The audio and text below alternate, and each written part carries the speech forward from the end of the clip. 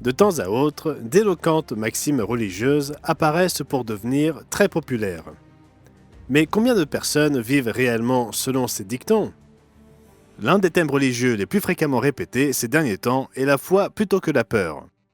On le retrouve partout, livres, sermons sur internet, vidéos courtes et articles répètent ce mantra tel quel ou avec de légères variations. Des lignes entières de vêtements en sont ornées, on voit des plaques, des bibelots et des croix arborant ces 6 mots. Oui, la foi plutôt que la peur est partout, surtout depuis la pandémie. Mais les gens vivent-ils ce qu'ils proclament? Je répondrai à cette question dans l'émission d'aujourd'hui, et je vous proposerai également une ressource intitulée « Où se trouve la véritable Église de Dieu de nos jours ?» laquelle vous mettra au défi, et j'ose dire que la plupart d'entre vous qui regardez cette émission échoueraient au test consistant à faire passer la foi avant la peur. Voilà un défi, n'est-ce pas? Vous ne me croyez pas? Restez à l'écoute, et assurez-vous d'avoir de quoi noter nos coordonnées. Je reviendrai dans 5 secondes pour découvrir ce qui prime dans votre vie, la foi en Dieu ou la crainte des hommes.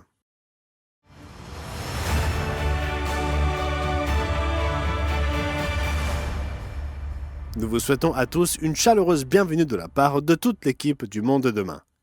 L'expression « la foi plutôt que la peur » est omniprésente, des t-shirts aux croix.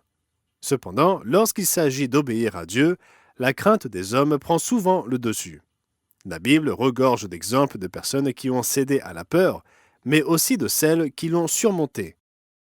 Nous pensons à David terrassant le géant Goliath, à Daniel dans la fosse au lion, à Shadrach, Meshach et Abednego défiant le roi Nebuchadnezzar. Et puis il y a la reine Esther, qui risqua sa vie pour sauver son peuple. Toutes ces histoires nous donnent du courage, ne serait-ce que mentalement et temporairement. Peu d'entre nous, voire aucun, n'auront jamais affronté un géant au sens propre, mais il est courant de parler de Goliath comme métaphore des grandes épreuves de la vie. Le plus souvent, ces épreuves prennent la forme d'une maladie grave, de la perte d'un être cher ou d'un refus pour l'emploi de nos rêves. Oui, il est vrai que la foi peut nous aider à aller de l'avant. Il est bon de surmonter nos peurs lorsque nous sommes confrontés à de telles épreuves, mais c'est là que le bât blesse avec la mode de la foi plutôt que la peur. Nous sommes soumis à de nombreuses épreuves dans la vie, que nous les endurions avec foi ou dans la crainte. D'une manière ou d'une autre, nous finissons par en sortir le moment venu, mais la plus grande nécessité d'exercer la foi plutôt que la peur a moins à voir avec la maladie et la mort qu'avec l'obéissance à Dieu. Et je le montrerai clairement à la fin de cette émission. Hébreux 11 et au verset 6 nous dit « Or, sans la foi, il est impossible de lui être agréable, car il faut que celui qui s'approche de Dieu croie que Dieu existe et qu'il est le rémunérateur de ceux qui le cherchent. » Il existe une différence entre une épreuve liée à une maladie que nous pourrions endurer, que ce soit avec foi ou dans la crainte, et une épreuve qui nous confronte à un choix moral. On trouve des exemples nécessitant des décisions morales dans le livre de Daniel. On y lit l'histoire de 3 jeunes hommes confrontés à une décision de vie ou de mort. Le roi chaldéen Nebuchadnezzar fit ériger une statue géante et ordonna à tout le peuple de se prosterner devant elle chaque fois que l'orchestre commençait à jouer. Cela constituait bien sûr une transgression des 10 commandements de Dieu. Lorsque le roi fut informé que 3 jeunes hommes juifs refusaient de se prosterner, il leur donna une seconde chance en leur posant un ultimatum. Remarquez-le dans Daniel 3 et au verset 15. Maintenant, tenez-vous prêts, et au moment où vous entendrez le son de la trompette, du chalumeau, de la guitare, de la sambuc, du psalterion, de la cornemuse et de toutes sortes d'instruments, vous vous prosternerez et vous adorerez la statue que j'ai faite. Si vous ne l'adorez pas, vous serez jeté à l'instant même au milieu d'une fournaise ardente. Et quel est le Dieu qui vous délivrera de ma main? C'était une question de vie ou de mort à ce moment-là. Il aurait été facile de penser qu'ils pourraient s'incliner physiquement, mais sans l'adorer mentalement, afin de sauver leur vie. Réfléchissez-y. Ils ne connaissaient pas la fin de l'histoire, mais ils firent cette réponse audacieuse au verset 16 à 18. Shadrach, Meshach et Abednego répliquèrent au roi Nebuchadnezzar. « Nous n'avons pas besoin de te répondre là-dessus. Voici, notre Dieu que nous servons peut nous délivrer de la fournaise ardente, et il nous délivrera de ta main, ô roi. Sinon, sache, ô roi, que nous ne servirons pas tes dieux, et que nous n'adorerons pas la statue d'or que tu as élevée. Un autre exemple frappant d'une personne devant choisir entre obéir à Dieu ou aux hommes se trouve dans Daniel chapitre 6. Nous y lisons comment les ennemis de Daniel lui tendirent un piège en faisant promulguer un décret interdisant l'adoration du vrai Dieu. Daniel aurait pu se dire qu'il pourrait prier Dieu en silence sur son lit la nuit, mais il n'a pas cédé à ce raisonnement. Au contraire, nous lisons dans le 6e chapitre de Daniel. Lorsque Daniel sut que le décret était écrit, il se retira dans sa maison où les fenêtres de la chambre supérieure étaient ouvertes dans la direction de Jérusalem. Et 3 fois par jour, il se mettait à genoux, il priait et il louait son Dieu comme il le faisait auparavant. Ce qui conduisit Daniel à être jeté dans une fosse aux lions. Et si vous connaissez un tant soit peu la Bible, vous savez que Dieu le protégea. Les gens prétendent vouloir obéir à Dieu, mais face à l'adversité, ils font souvent passer leur crainte des hommes avant leur crainte de Dieu. Le premier se trouve dans 1 Roi chapitre 12, où nous lisons le récit de la division du royaume d'Israël. Lorsque Roboam, le fils de Salomon, refusa d'alléger le lourd fardeau fiscal imposé par son père, les 10 tribus du nord se rebellèrent, créant de ce fait 2 nations distinctes, la maison de Juda, c'est-à-dire les Juifs et les Benjamins, et la maison d'Israël. La maison d'Israël, au nord, choisit Jéroboam comme roi. Mais au lieu de placer sa foi en Dieu, Jéroboam craignit le peuple. Lisons 1 Roi chapitre 12, versets 26 à 28. Jéroboam dit en son cœur, « Le royaume pourrait bien maintenant retourner à la maison de David. Si ce peuple monte à Jérusalem pour faire des sacrifices dans la maison de l'Éternel, le cœur de ce peuple retournera à son seigneur, à Roboam, roi de Juda, et ils me tueront et retourneront à Roboam, roi de Juda. » Après avoir demandé conseil, le roi fit 2 veaux d'or, et il dit au peuple, « Assez longtemps vous êtes montés à Jérusalem, Israël, voici ton Dieu, qui t'a fait sortir du pays d'Égypte. » Les 2 veaux d'or de Jéroboam étaient stratégiquement placés, l'un au nord du territoire et l'autre au sud, afin d'être des lieux de culte plus proches que celui de Jérusalem. Mais Jéroboam allait encore apporter un autre changement, un changement dans le temps et la manière même de pratiquer le culte. Voici ce que nous lisons au versets 32 et 33. Il établit une fête au 8e mois, le 15e jour du mois, comme la fête qui se célébrait en Juda, et il offrit des sacrifices sur l'autel. Voici ce qu'il fit à Béthel afin que l'on sacrifie au veau qu'il avait fait. Il plaça à Béthel les prêtres des hauts lieux qu'il avait élevés, et il monta sur l'autel qu'il avait fait à Béthel le 15e jour du 8e mois, contrairement à la fête des tabernacles qui a lieu 1 mois avant, mois qu'il avait choisi de son gré. Il fit une fête pour les enfants d'Israël, et il monta sur l'autel pour brûler des parfums. Remarquez d'où lui vint cette idée. Elle ne venait pas de Dieu, mais était une idée conçue de son gré. Sa crainte des hommes, plutôt que sa foi en Dieu, conduisit les 10 tribus du nord de la maison d'Israël sur une voie dont elles ne se remirent jamais, celle qui conduisit finalement à l'esclavage national. C'est une grave erreur de suivre son cœur plutôt que Dieu lorsqu'il s'agit de déterminer quels jours sont saints et lesquels ne le sont pas. Seul Dieu peut sanctifier le temps. Lorsque Dieu conduisit Israël en terre promise, il est mis en garde de ne pas s'enquérir des coutumes étranges que les habitants du pays s'étaient inventées pour adorer leur Dieu. Deutéronome 12, versets 30 à 32, « Garde-toi de t'informer de leur Dieu et de dire « Comment ces nations servaient-elles leur Dieu ? Moi aussi je veux faire de même.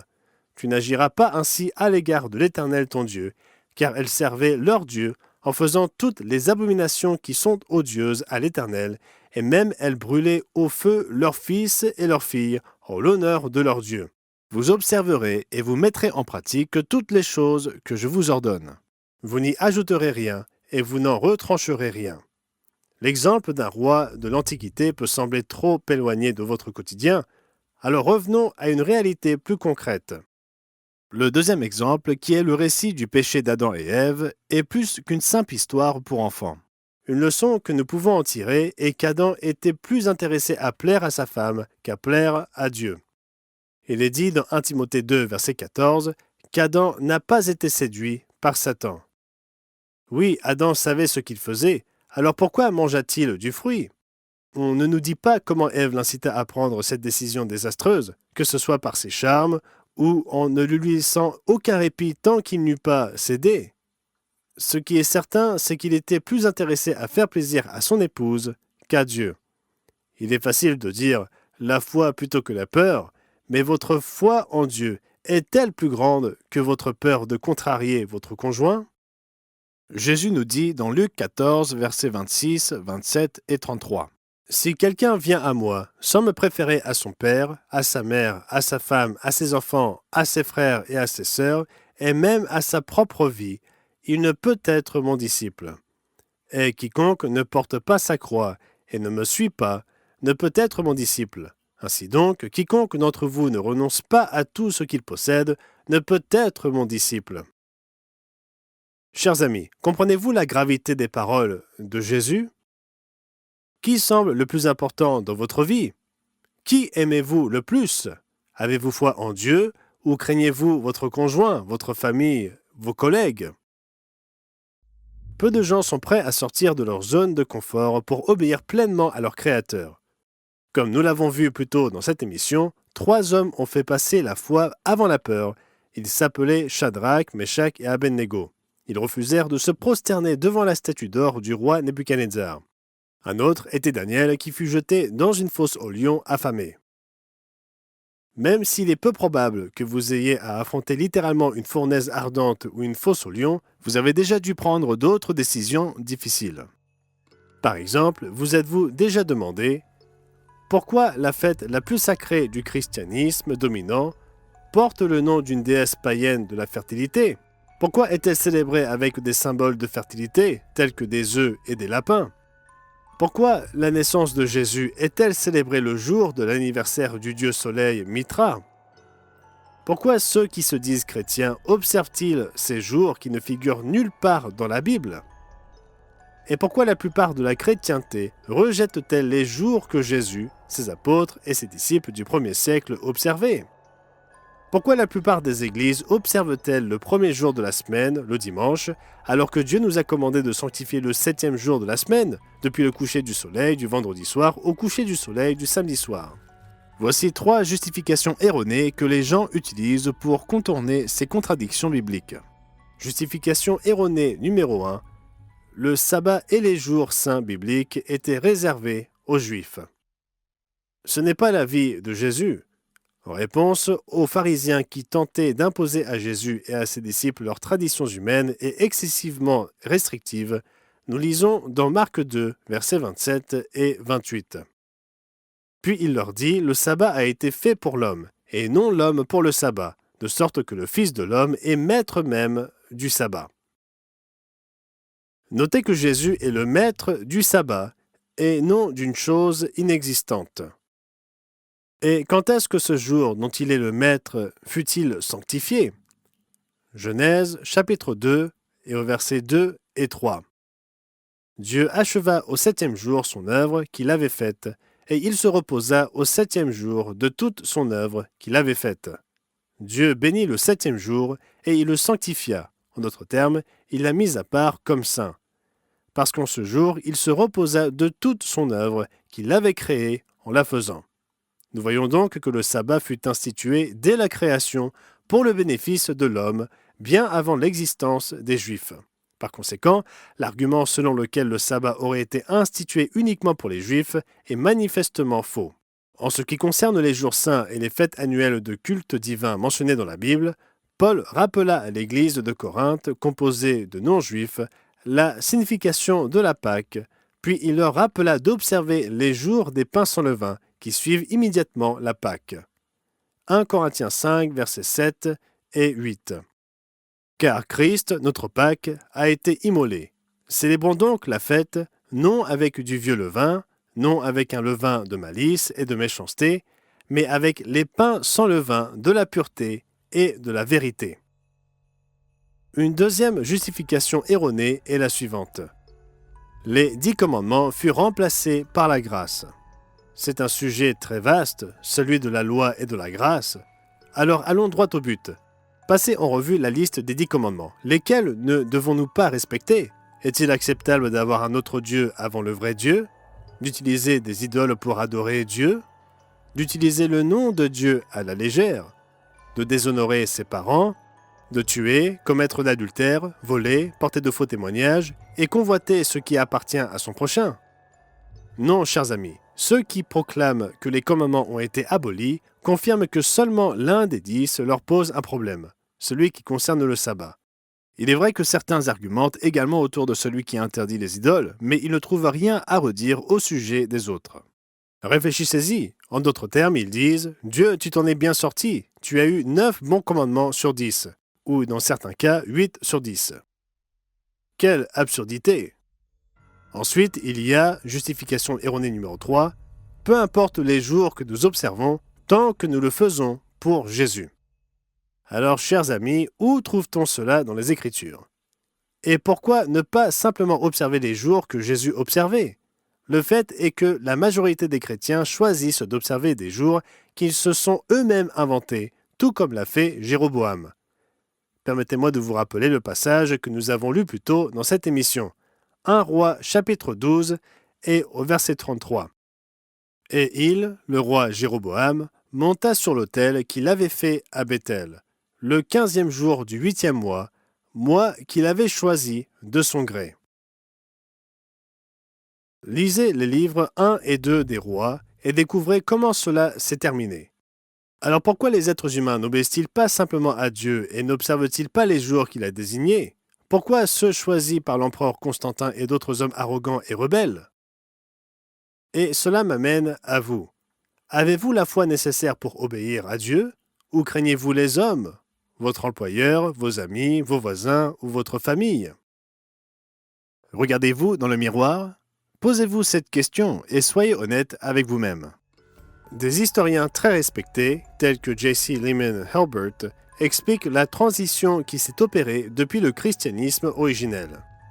Le culte a gagné en splendeur, mais a peu à peu perdu son côté spirituel et sincère des premiers temps. Les formes et les cérémonies propres au paganisme se sont alors mêlées à l'adoration. Un certain nombre de vieilles fêtes païennes ont été transformées en fêtes chrétiennes et l'on a changé leur nom. Vers l'an 405, les images des saints et des martyrs ont fait leur apparition dans les églises où elles ont été adorées.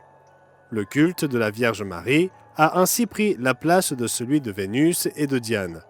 La Sainte Seine est devenue un sacrifice au lieu d'être un symbole commémoratif. Enfin, l'Ancien est peu à peu devenu un prêtre, de simple prédicateur qu'il était. Ceci n'est qu'un bref aperçu de ce qui s'est passé. Mais pourquoi les gens d'aujourd'hui, qui peuvent lire la Bible et l'histoire, s'y conforment-ils? Pourquoi acceptent-ils des traditions païennes déguisées en christianisme? La réponse est simple. Ils craignent leur famille, leurs amis, leurs collègues et leurs voisins plutôt que Dieu.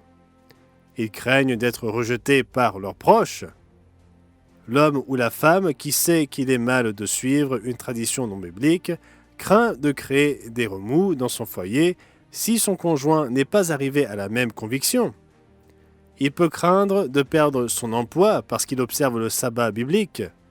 L'adolescent qui sait qu'il est mal de vapoter ou de consommer des drogues se conforme à ses pairs de peur d'être méprisé et rabaissé. En d'autres termes, les gens parlent de la foi plutôt que la peur, jusqu'à ce qu'ils sont confrontés à un choix difficile entre obéir à Dieu ou suivre la voie de la moindre résistance. Vous savez qu'Halloween et la Toussaint sont des fêtes bizarres et étranges aux origines païennes, mais vous craignez de faire des vagues.